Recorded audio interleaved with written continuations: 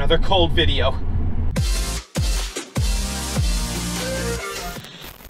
Hey guys, welcome back to the channel. Oh my gosh, my sunglasses are fogging up.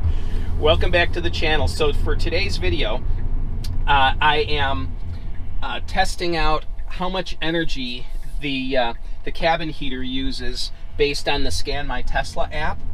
So right now it's 14 degrees Fahrenheit out, and I've got the snowflakes showing on the screen. I had the car unplugged. I did not turn on charging or cabin heat or anything else before I went out to the car. So what I did today is I went out to the car with it, again, 14 degrees Fahrenheit outside, and turned on the Scan My Tesla app and got some video footage of turning the heat on and to see what the battery power, what the readings were for battery power with the heat on and with it off. There is idle power energy being drawn when the car is activated. So we'll go ahead and I'll show you that footage. All right, so you can see that it is 14 degrees Fahrenheit out, and I'm at 76% state of charge. You can see that my regen is seriously limited. In fact, I basically have 0, and even my acceleration is limited. And on the Scan My Tesla app, it's just now powering up, so it isn't showing all data points yet, but you can see outside temp 14 degrees. And it's so cold my tablet won't charge, so I'm going to unplug it from charging. Powertrain inlet is 30 degrees. And so let's see here. Let's see if we have battery data. Nominal full pack 71.4. Energy buffer, it just moved 3.2. So let's go back to temps. All right, so there's temperatures. Now, if we go to performance, see battery power. Now, I'm going to go ahead and turn on the heat, and we'll see that the battery power just spiked. So I'm going to pan away, and I'm going to turn the heat off, and you can see the battery power went back down again. Now I'm going to turn it back on again. Watch the battery power go back up.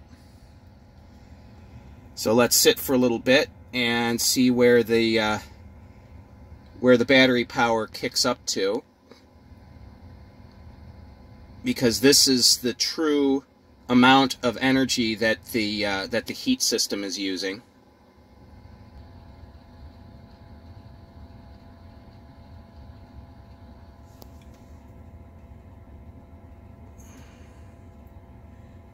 So yeah, it's pulling a solid 7,000 watts or 7 kilowatts just to heat the cabin. Now watch, once again I'm going to turn the heat off and watch the battery power drop. So I've got the seat heat on 2 bars. We'll turn that all the way off.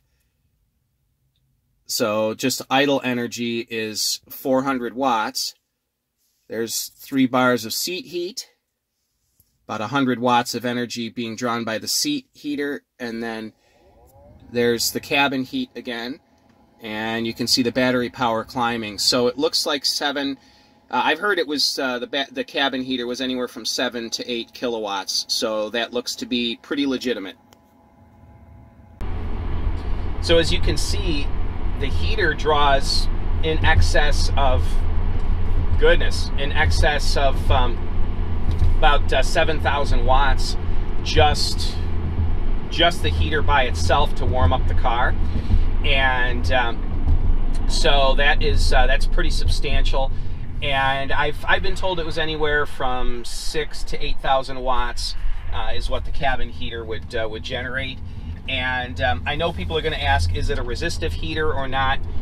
You know, that's a good question. I know the Model S has a resistive heater, but I've heard people that have taken Model 3s apart say there's no resistive heater, that it is the motor and inverter that will power gets sent to the motor and the inverter enough to warm them up to heat the cabin.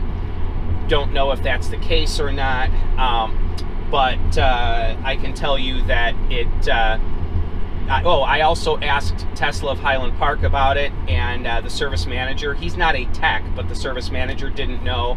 I didn't want him to disturb a technician and ask him that question. But here's the thing, though. One thing I can tell you, there is some evidence that it's a resistive heater and not the motor and inverter warming up and using a heat pump, because the stator temperature is 39.2 degrees Fahrenheit right now, even though I've got good hot air coming through the vents.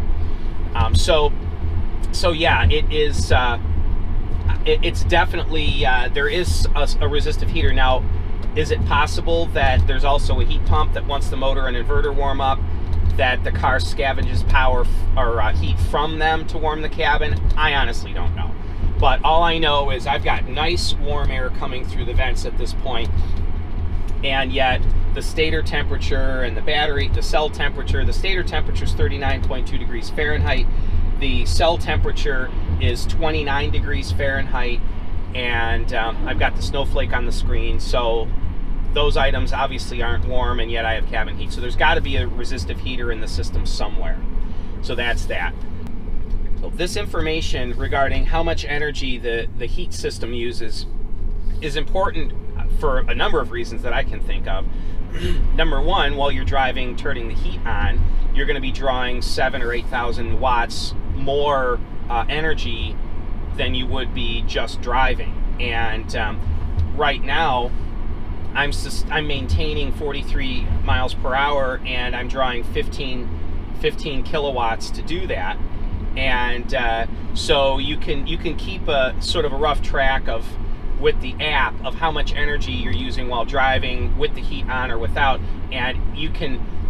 It's easy to see how the car's range would potentially go down by like a third if you're using the heat all the time, because 7,000 or 8,000 watts is a lot.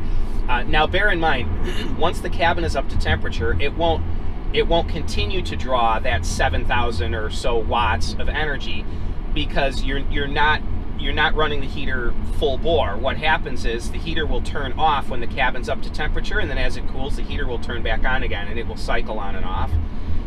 So, but to initially heat up the car, you're really going to draw a lot of energy, and so it's important to know this information for range. But also, two other things: what if you're charging, and what if you're charging level 1 versus level 2?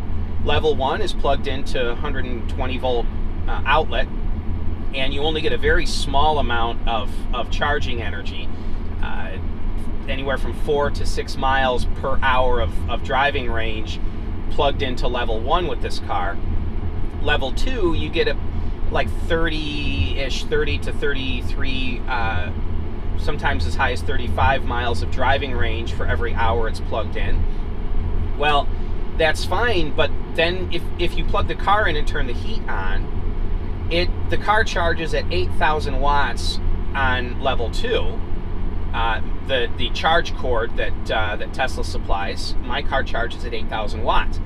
Okay, great, but if it's taking 7,000 watts or even a peak of 8,000 watts to heat the cabin, that means that while I'm preheating the cabin off of the phone app in the house with the charge cord plugged in, it's not going to charge the battery at all while the heater is energized, until the cabin comes up to temperature and the heater cycles off.